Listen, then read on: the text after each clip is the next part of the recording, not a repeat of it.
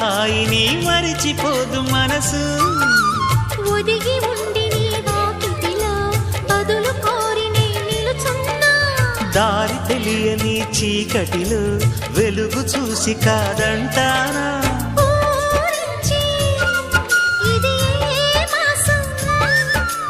ప్రేమించే ప్రతి గుండెను అందెల సందడి చేసే హేమంతం ఇది. మన సొంతం అయినది. కిలకిల నవ్వే కోయిల కోసం వచ్చింది మధుమాసం.